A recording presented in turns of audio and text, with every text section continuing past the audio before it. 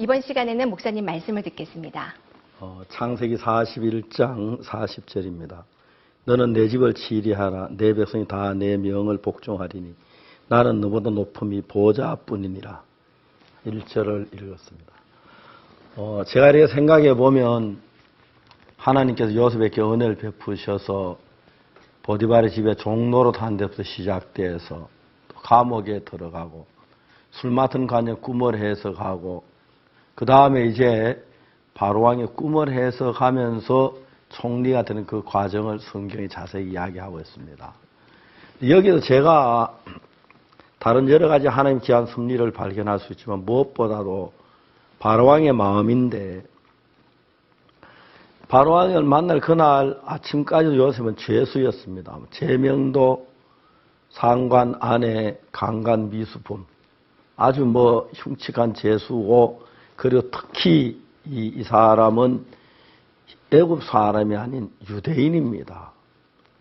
그런데 이 바로왕은 어떤 일을 하냐면 요셉의 꿈의 이야기를 해석을 자세히 들으면서 요셉의 꿈을 전부 다 해석하기를 7해 풍년 후에 7해 흉년이 온다. 살찐 7 암소, 살찐 7 이삭, 그건 7해 풍년을 말합니다.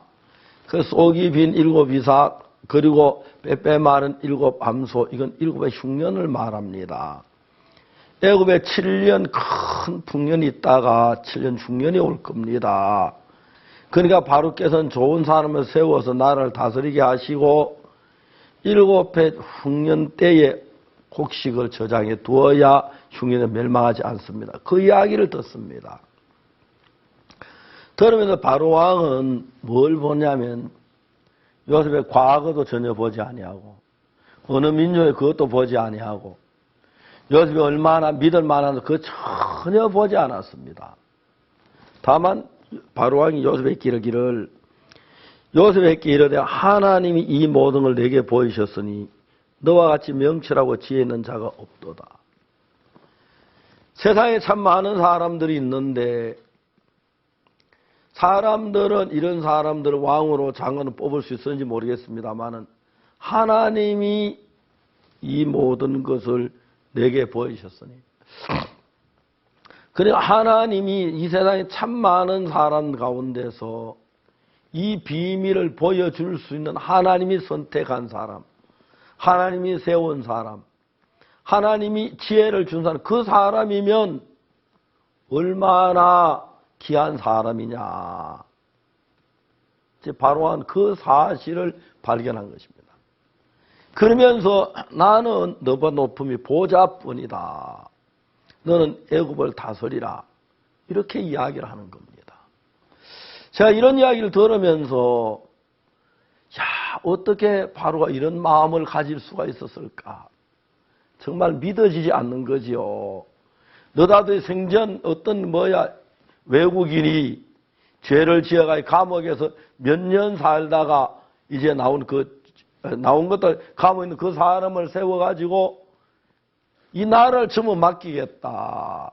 내 인장 반지를 이 나라를 전부 네가 결제해라. 네가 다 다스리라. 네가 다 처리해라. 정말 대단한 믿음을 가진 사람입니다. 저희들이 어릴 때는 유교 사변으로 고아들이 참 많았는데 고아들의 특색이 일반 부모 밑에 자란 사람 다른 것이 뭐냐면 사람을 절대 믿지 않습니다. 사람을 물론 믿어 손해보는 경우도 많지만은 사람을 믿지 않아서 일어나는 문제가 정말 큰 것입니다. 내가 이 성경을 읽으면서 만일 오늘 이 시대에 어느 나라 왕이든지를 불문하고 바로왕처럼 이런 위치에서 다른 나라 사람이 죄를 지어 감옥에 죄수로 있는데 이런 하나님의 지혜를 말한다고 해서 그 사람을 총리로 세워서 온 나라 다 다스리고 인장 반지를 빼줄 수 있는 사람이 있겠느냐? 한 명도 없을 것입니다. 그러니까 지금은 우리 시대가 어떤 시대냐 하면은 사탄이 불신 시대를 만들었습니다. 그러니까 이제 믿을 만한 것도 믿지 않고 믿지 않을 만한 것도 믿지 않고 그런 시대가 됐습니다. 그러니까 사람 사이에 가장 필요한 믿음이라는 게 깨져 버렸기 때문에 아내와 남편 사이, 남편과 아내 사이, 아버지와 아들 사이, 아들과 아버지 사이, 형과 동생, 동생과 형, 그리고 교회와 성도 사이, 목회자와 성도 사이, 성도와 목회 사이. 사람들은 굉장히 지혜롭다고 생각하는데 오늘 이 시대에 참 많은 사람들이 불신을 합니다. 그 불신의 대가가 물론 내가 아무나 믿어가지고 속아서 사기를 당하고 뭐 집이 날아가고 그런 경우가 많이 있겠지요. 그런 당하는 경우가 많고 사기당하는 사람 많습니다. 그렇다고 해서 사람은 다 마음을 닫고 불신한다면 그게 하나님이 기뻐하는 마음이겠느냐? 저는 그렇게 생각하지 않습니다. 절대로 그렇게 생각하지 않습니다. 마음을 닫고 있는 사람들은 고립이 되기 시작. 고립이 되고 나면은 다른 사람은 다른 보통 생각지 못한 이상한 생각에 빠져가다가 결국 너무 정상적인 생각 멀리 이탈해 가기 때문에 정신병자가 되고 이상한 사람이 되어가는 거죠. 전 성경을 읽으면서 만약에 내가 바로왕 같으면 이렇게 말했을까? 나는 그렇게 말하지 않을 것 같아요. 난 바로왕보다 사람을 믿는 마음이 훨씬 모자란다고 생각합니다.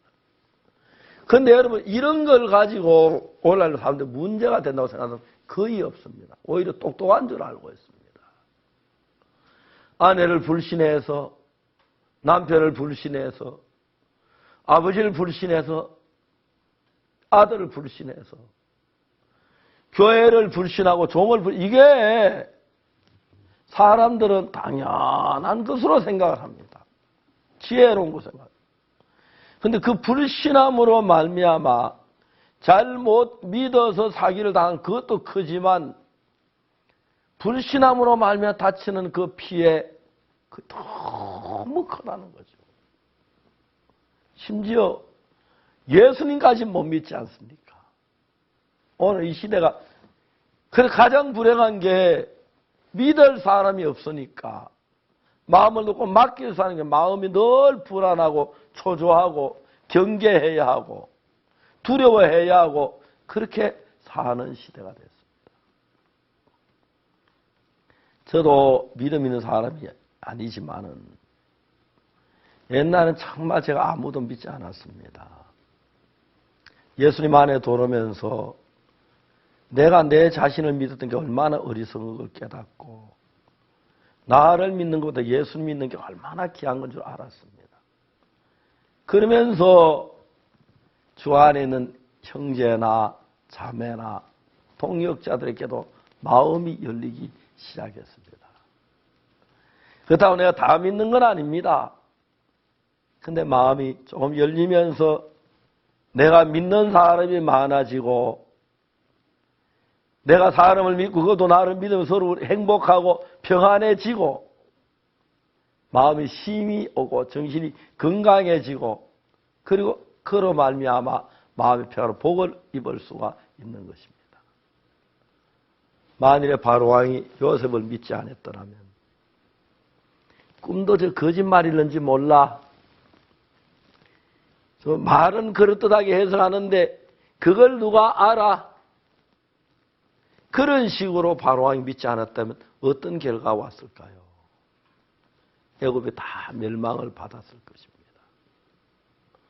자, 이제 우리는 형제지간도 못 믿고 친구 이웃도 못 믿지만은 하나님은 믿어야 하지 않겠습니까? 예수님은 우리가 믿어야 합니다.